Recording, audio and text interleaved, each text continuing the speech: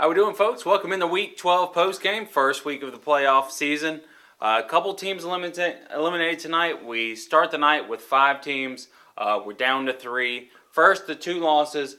Gulf Breeze goes over, plays a tough Wakulla team, comes out on the losing end there, 33-17. West Florida High comes out on the losing end. Tallahassee God becoming 2 Pensacola. That score was 58-17. So tough loss for both teams. But great seasons for both of them. Oh yeah, I mean you can't obviously you can't hang your heads if you're a fan of either one of those teams. West Florida went from 1-9 to 9-1, and of course Gulf Breeze made the playoffs for the first time since 2003. Both programs have a lot to be excited about, especially with the future. Because this is for West Florida, it's definitely a step in the right direction of building that program, and obviously it's going to sting a little bit. But in the playoffs, you run into tough teams, and Right. both of these teams, I thought, ran into some tough matchups tonight. Yeah, maybe the worst draws in the state for the first round. And sometimes it only takes that 1 year to turn a program around, show some kids that they can win, and they will.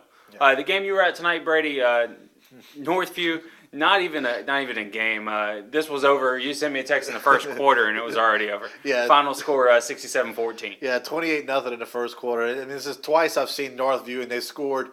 I think now it's 10 of 11 drives or 11 of 12 drives, 11 of 12 possessions in the first half.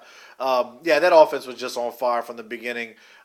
We Will Hitchcock never really had a chance, and Northview was up 48-6 at the half, and just kind of close in the second half. The second team got a couple touchdowns at the end, and they actually set a new school record for points in the game of 67. So next week they'll play Freeport, a team they've already beaten by 14 points. But you got to figure it's going to be a little bit tougher now. Every week is going to get a little bit tougher for Northview. Yeah, you figure Freeport comes in with that do-or-die attitude. Plus, it was Northview that went to Freeport last year and knocked them off on their home field to end their season last season.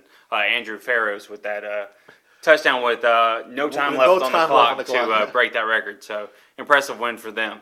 Finally, Class 1 6A, the 2 slobber knockers, for lack of a better term. First, Pace goes to Niceville, comes out with a 42-41 win, triple overtime. Mickey Lindsay trusts his offense, runs a wide receiver sweep with Patrick Maddox. He outruns everybody to the pylon to get the win in triple overtime. That's just an amazing. I was kind of following that game on the at pnj.com, and it was kind of going back and forth. And I was like, the whole time I'm thinking if Pace somehow pulls this one off on the road without Devin Vorney, this could be one of the biggest wins in Mickey Lindsay's coaching career. And then to come back and find out he went for 2 in triple overtime, knowing that a simple extra point would have tied it up and just kept it going. But a lot of guts to make that call, and a lot of belief that your team is going to get it done, and they did. And that's a huge win for Pace, especially to go and basically make amends for that loss that they had early in the season to Niceville. Now that sets up another rematch for Pace next week. Right, and they nearly choked this one away too. They choked away the week 2 loss, leading 13-0 in the fourth quarter, and the Blues end up 14-13. This week they lead 20-10 in the fourth quarter, give up 10 points in the last 2.5 minutes to force overtime, but they do pull it out in overtime, and they will live to see PHS for a second time. This time they will, actually for the second time this year, they'll go to PHS. Not a good memory there. Got blown out at PHS earlier in the year. Yeah, but you got to feel like it's a new season, and the first time they played, they'll tell you this. The first time they played, Jalen Spencer just went off for PHS. Right. Now Jalen Spencer's not there, so maybe a little bit different factor. Pace feels like they're a much better team now too. They're playing a little bit better than they have been than they were back then. So.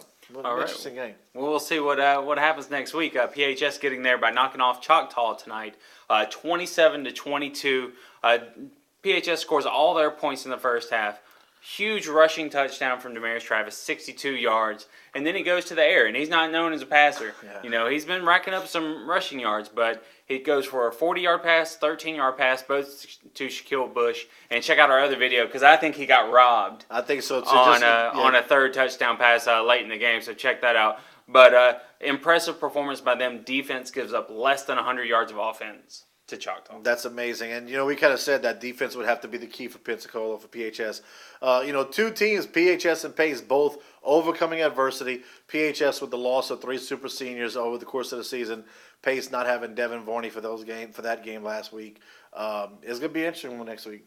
Yeah, it should be good. I'm interested to see how they go at each other. Yeah. Obviously, Pace is going to try to do something different. Yeah, because it didn't work the first time. Right, you did nothing right on offense the first time. And how much of that was Pace not executing, how much of that was PHS's defense, that remains to be seen. So, interesting matchup next week, and you can probably go ahead and put your money on me, you, Bill, Jamie, Bob. The whole staff might be there. We might just have a skeleton crew in the office. There you go. Or we're going to take our videographer who the gate folk don't like to let in the game sometimes. Let her in, man. Exactly. Let her in. She's doing some work. Watch the videos.